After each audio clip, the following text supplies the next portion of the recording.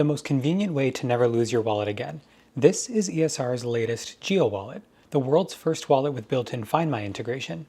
I'm sharing how it actually works, the good, the bad, how it compares to other devices on the market, and if it's really worth the money versus others on the market. So here's the wallet. This is faux leather in twilight black color, but it also comes in 7 different colors from carbon fiber, opal gray, elephant gray, twilight black, cocoa, aged leather, and tangerine. It's got a bit of a taller profile than I'm used to in wallets, so closed, it's 88.9 millimeters wide by 20.3 millimeters tall. All around, it looks like a completely normal wallet, and that's the goal. But then open it up to 115 millimeters by 90 millimeters, and you see a lot of space here.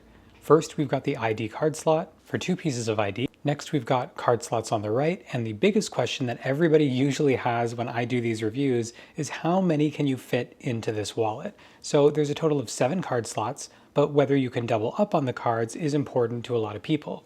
So trying this out, 2 cards fit really nicely, and there's some nice flexibility here.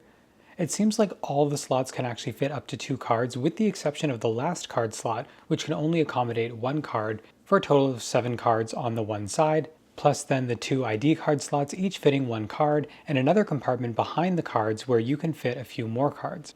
ESR rates this with 7 card slots fitting up to 9 cards and 10 bills. And with all of that loaded in, you can see how this still isn't that bulky of a wallet. But the next part to this is under the ID compartment, which hosts the actual tracking chip that's embedded and the charging port.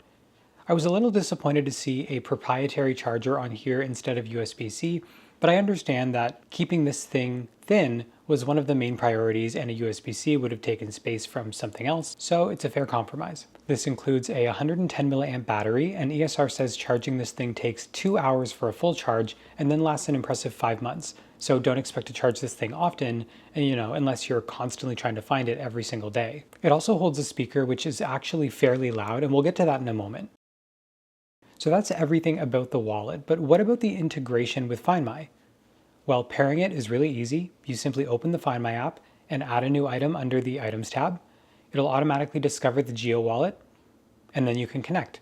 Once connected, you can see that it lets you get directions to items in Maps, play a sound to find it, set up Lost Mode, which will display a message for anybody who finds it, and share the item with anyone else to view in their FindMy app. All around, a lot of convenience in here from what you would expect from AirTags, but now in a third-party accessory that's built directly into the wallet. So there's a lot of real-world tests that I wanted to try out here when finding the lost wallet. And what I found was, first, this wallet uses Bluetooth tracking, which means you'll see its location on the map, but you won't actually get the turn-by-turn navigation like you do with AirTags. You'll be able to see your current or last known location. It will send the coordinates to Apple Maps so then you can navigate to it, but that's a static coordinate and it's not following it in real time within Maps. But then I think the most useful and most practical use case for this wallet is the speaker.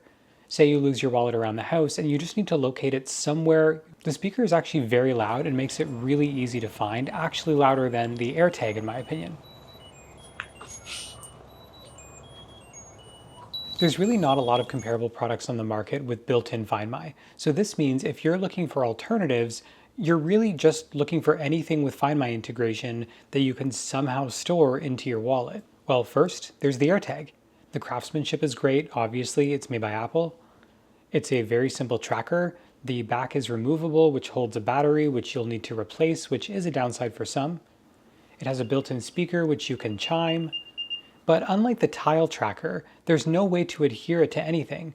So then you need, a wallet like the Extra wallet here, which builds it in directly to the wallet. And this solution is great, right? There's nothing wrong with it, and I've used this many times, but overall it's adding bulk with the AirTag, which will deter a lot of people. Okay, so that doesn't work. So then you have option 2, which is a FindMy compatible card.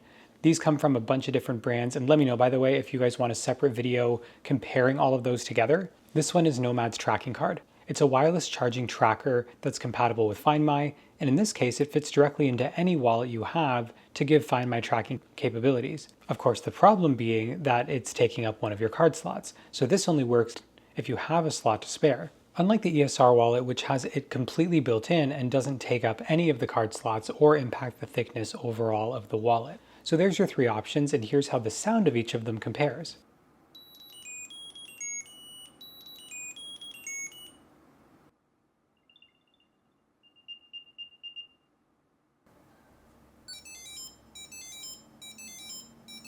So this is the world's first wallet with built-in FindMy integration. And with that, you don't have a lot of options to compare to because it's a world's first. But my main concern here is the dimensions of the wallet itself. Although it can fit into my pants without issues, I'm used to a slightly shorter form factor that can just hold my bills. And I don't feel like that extra height really adds anything for me. I'd love to see a version that's slimmer, even if it means having one less card slot on the other side. But let me know in the comments if you agree with that trade-off. Then the other thing that's hard to wrap my head around is the proprietary charger for this thing. I know this is a small trade-off for the functionality and you're only charging it once every 5 months, but it means having another dedicated charger, and in a world where USB-C is just taking over, it would have been great to have either that or MagSafe charging built in, much like the Nomad FindMy card. The last thing to think about here is the cost of the wallet and the AirTags versus the cost of the ESR wallet.